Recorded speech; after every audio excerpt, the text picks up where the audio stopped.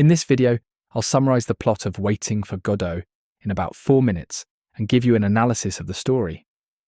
The play opens on a barren country road with a single tree. Estragon, a weary and dishevelled man, struggles to remove his boots, while Vladimir, his companion, engages in philosophical musings. The two men, who appear homeless and destitute, are waiting for someone named Godot.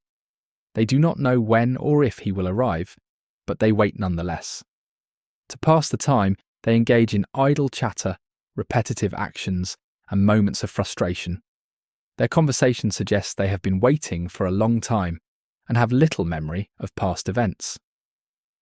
While waiting, Estragon and Vladimir encounter Pozzo, a pompous landowner, and his mistreated servant Lucky. Pozzo, who holds Lucky on a rope, speaks in a grand and self-important manner, treating Lucky as little more than an animal. At Pozzo's command, Lucky performs a chaotic and nonsensical monologue, illustrating his deteriorated mental state. The interaction with Pozzo and Lucky serves as a brief distraction from the endless waiting. Eventually, Pozzo and Lucky leave, and a boy arrives with a message. Godot will not be coming today, but he will surely come tomorrow. Estragon and Vladimir decide to leave but remain on stage, unwilling or unable to move. The second act mirrors the first, but with subtle changes. The tree now has a few leaves, suggesting the passage of time, but Estragon and Vladimir do not recall the previous day's events. Once again, they wait for Godot, engaging in similar conversations and futile activities. When Pozzo and Lucky return, Pozzo is now blind, and Lucky is mute. Pozzo does not remember meeting Estragon and Vladimir before, and becomes increasingly frustrated when asked about time and memory. The men continue their meaningless dialogue, reinforcing the cyclical nature of their existence. Just like the first act, the boy arrives again with the same message.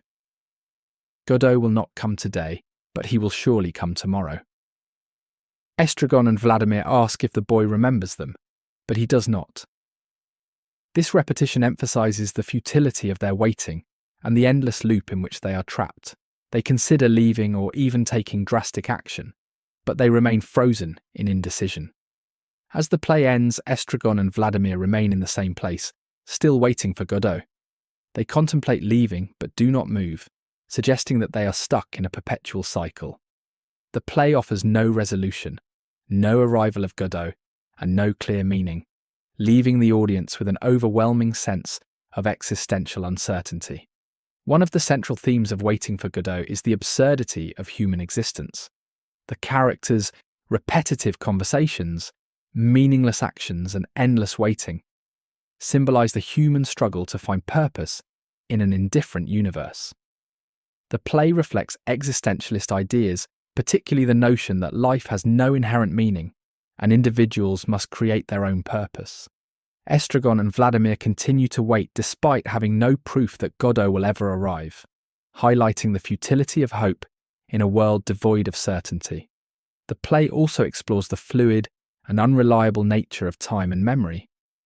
Estragon and Vladimir cannot recall past events, nor can Pozzo and Lucky remember meeting them before. Time does not progress in a traditional way. Though a day has supposedly passed between acts, nothing truly changes. This cyclical structure suggests that time is an illusion, trapping the characters in an endless loop.